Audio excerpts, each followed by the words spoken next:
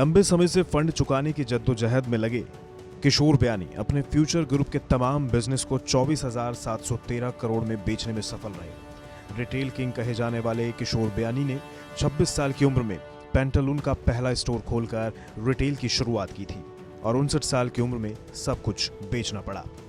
दरअसल रिटेल के महारथी किशोर बयानी की फ्यूचर ग्रुप कंपनी पर कर्ज को उतारने के लिए इसके अलावा कोई रास्ता नहीं था। कंपनी पेमेंट में डिफॉल्ट हो चुकी थी।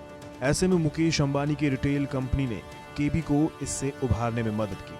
तो चलिए 1987 से शुरू हुए रिटेल किंग के इस सफर को विस्तार से जानते हैं।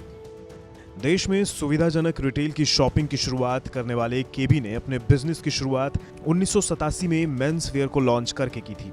उनका सपना हर किसी तक अपने खुद के लेवल के प्रोडक्ट को पहुंचाना था, इसलिए बाद में इसी को पेंटालून का नाम दिया गया। 1992 में उन्होंने इसी पेंटालून को स्टॉक एक्सचेंज पर लिस्ट कराकर विस्तार के लिए पैसे जुटाए। हालांकि उसके बाद से उन्होंने कभी पीछे मुड़कर नहीं देखा। उन्होंने तब से लेकर अब तक लॉजिस्टिक और अन्य सुविधाओं का निर्माण किया। साल 2012 में बयानी ने पेंटालून में मेजॉरिटी हिस्सेदारी आदित्य बिरला नुवो को 1600 करोड़ में बेची थी। इसमें से 1800 करोड़ रुपए का कर्ज था। 2012 में बयानी ने फ्यूचर कैपिटल होल्डिंग्स में अमेरिका की प्राइवेट इक्विटी वॉरबर्ग पैनिक्स को हिस्सेदारी बेचकर फंड जुटाया था। हालांकि बाद में उन्होंने अमेरिका की ही कंपनी स्टेपल्स को पूरी हिस्सेदारी बेच दी थी। उस समय ग्रुप पर 5000 करोड़ रुपए का कर्ज था।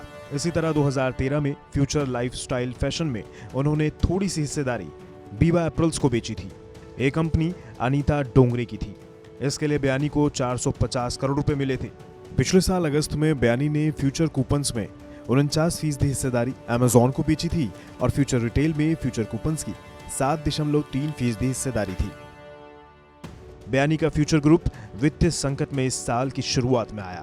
ये तब हुआ जब फ्यूचर रिटेल कर्ज के भुगतान में फेल हो गया। इसके बाद बैंकों ने कंपनी के गिरवी रखे गए शेयरों को जब्त कर लिया। इसी तरह ढेर सारी रेटिंग एजेंसियों ने कंपनी को डाउनग्रेड भी कर दिया। इसमें स्टैंडर्ड एंड पुअर्स और फिच ने फ्यूचर रिटेल की क्रेडिट रेटिंग को डाउनग्रेड किया।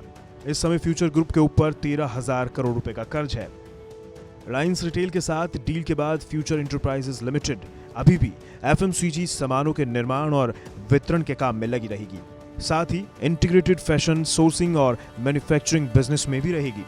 वैसे बयानी ने रिटेल बिजनेस को बचाने के लिए काफी संघर्ष किया। लगातार वे पूंजी जुटाने की कोशिश करते रहे। हालांकि इस कंपटीशन के दौर में वे रिलायंस से ठीक उसी तरह पीछे हो गए जैसे टेलीकॉम में दिग्गज वोडाफोन और एयरटेल को पीछे होना पड़ा। यह सच है कि रिटेल में आगे चलकर मुकेश अंबानी टेलीकॉम की तरह बादशाहत हासिल करेंगे। फ्यूचर की डील से अंबानी का फ्यूचर सुधरेगा। रिटेल और टेलीकॉम में रिलायंस इंडस्ट्रीज की मोनोपोली होगी।